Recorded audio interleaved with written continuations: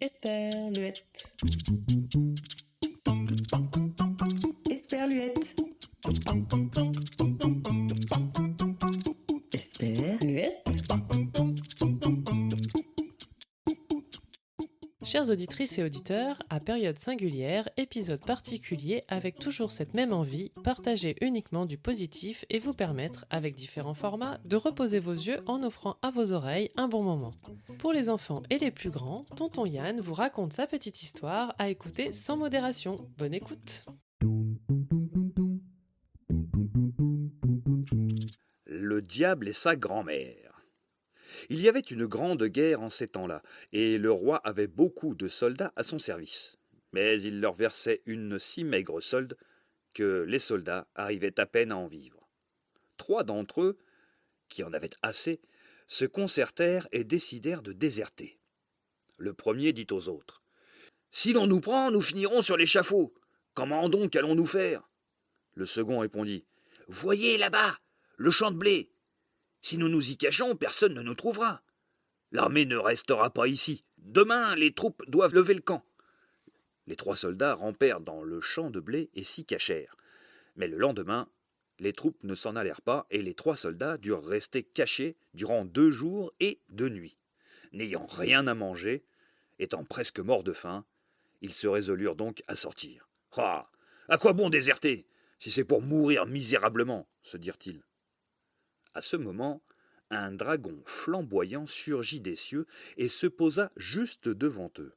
Il leur demanda alors pourquoi ils restaient terrés là. « Nous sommes 3 soldats qui ont déserté parce que de notre sol nous n'en vivons pas.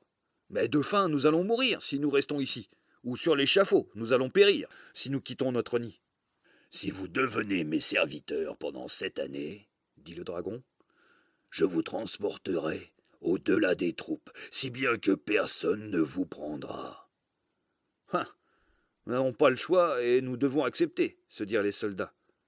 Le dragon les prit alors dans ses griffes, les transporta loin des troupes et les déposa sur le sol.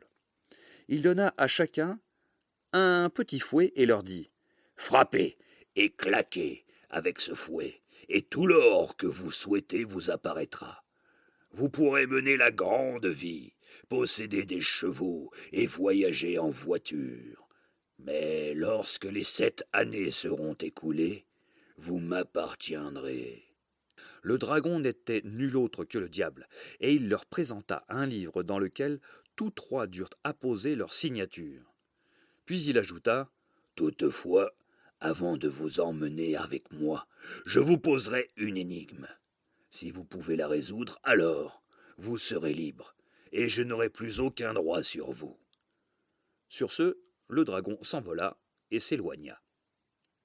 Les soldats firent claquer leurs fouets et obtinrent de l'or en abondance. Ils se firent confectionner de beaux habits et allèrent de par le monde. Partout où ils allaient, ils vivaient dans le bonheur et dans la somptuosité. Ils se promenaient à cheval et en voiture. Ils mangeaient et buvaient comme des rois, mais jamais, jamais, ils ne firent quelque chose de mal. Le temps passait vite, et comme les 7 années étaient presque écoulées, les 2 premiers soldats devinrent anxieux et apeurés. Mais le troisième leur dit : « Mes frères, ne vous effrayez pas, je trouverai la solution de l'énigme. » Puis ils retournèrent dans le champ de blé et s'y assirent.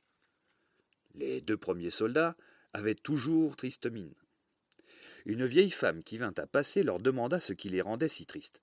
« Ah, ce qui nous arrive, mais vous ne pouvez rien y faire, mamie. »« Qui sait ? » répondit la vieille femme. « Confiez-moi toujours vos soucis. » Ils lui racontèrent alors que, presque 7 ans plus tôt, le diable avait fait d'eux ses serviteurs, qu'il leur avait donné le pouvoir de créer autant d'or qu'ils le voulaient, et que si, à la fin de la 7e année, ils ne répondaient pas à l'énigme qu'il leur serait posée, le diable les emporterait avec lui en enfer. La vieille femme leur dit : « Si vous voulez obtenir de l'aide, alors l'un de vous devra aller dans la forêt. Là, il trouvera un amas de roches qui ressemble à une petite maison, et il entrera. » Les 2 soldats, qui étaient tristes, se dirent : « Ça ne nous sauvera pas de toute façon. » Et ils restèrent assis. Mais le troisième se leva et alla très loin dans la forêt, jusqu'à ce qu'il trouve la petite maison de pierre. Dans la maisonnette, une très vieille dame était assise. C'était la grand-mère du diable. Celle-ci demanda au soldat d'où il venait et ce qu'il voulait. Il lui raconta tout ce qui lui était arrivé, si bien que la vieille dame eut pitié et décida de l'aider. Elle souleva une grosse pierre qui bouchait l'entrée d'une cave et lui dit « Cache-toi là, et tu pourras entendre ce qui se dira.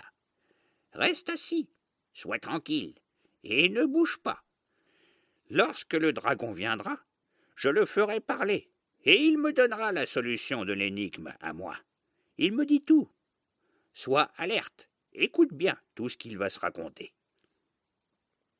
À minuit, le dragon arriva et demanda son repas. Afin de le contenter, sa grand-mère dressa la table, apporta des victuailles et mangea en sa compagnie. Au cours de la conversation, elle lui demanda combien s'était passée sa journée et de combien d'âmes il s'était emparé. Aujourd'hui, je n'ai eu guère de succès, répondit-il. Mais demain, je dois m'emparer de l'âme de 3 soldats. Oui, répondit-elle, 3 soldats qui peuvent sans doute encore t'échapper. Le diable s'exclama d'un rire moqueur. Ils seront à moi. Je leur ai proposé une énigme à laquelle ils ne pourront jamais répondre. Ah, et quelle est donc cette énigme ? Demanda la grand-mère. Je vais te le dire. Dans la grande mer du Nord se trouve un poisson mort dont sera fait leur repas. Dans une côte de baleines sera taillée leur cuillère, et un sabot de vieux cheval leur servira en guise de coupe. Lorsque le diable fut au lit, et qu'il se fut endormi, la grand-mère souleva la grosse roche et laissa sortir le soldat. « As-tu bien fait attention à tout ce qui s'est dit ?» demanda la vieille dame. « Oui, » répondit le soldat, « je sais ce qu'il faut savoir, et cela m'aidera beaucoup. » Là-dessus, il sortit par la fenêtre et s'empressa de retourner auprès de ses compagnons. Il leur expliqua comment le diable s'était laissé posséder par sa propre grand-mère et comment il avait finalement obtenu la solution de l'énigme. Les soldats furent tellement transportés de joie qu'ils prirent chacun leur fouet, frappèrent et claquèrent tant et si bien le sol qu'il fut tout recouvert d'or. Quand les 7 années furent complètement écoulées, le diable se présenta avec son livre. Il leur montra les signatures et leur dit « Je vais vous emmener en enfer, et là, un repas vous sera servi. Celui qui saura me dire ce que vous recevrez comme repas sera libre. Il pourra partir et conserver son fouet. » Le premier soldat dit alors « Dans la grande mer du Nord se trouve un poisson mort dont sera fait notre repas. » Voyant que le soldat avait su répondre, le diable se fâcha et grogna. Puis il dit « Celui qui saura me dire dans quoi seront taillées vos cuillères sera libre.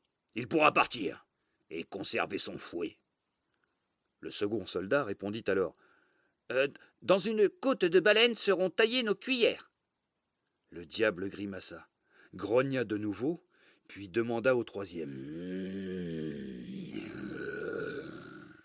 Et toi, sais-tu ce qui te servira en guise de coupe ?» Le troisième soldat répondit « Un sabot de vieux cheval me servira en guise de coupe. » Le diable, qui n'avait désormais plus aucun pouvoir sur eux, s'envola en poussant un grand hurlement de colère.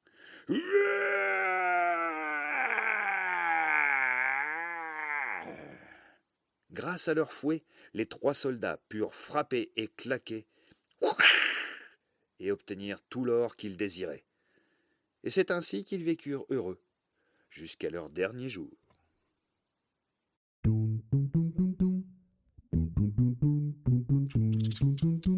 Esperluette.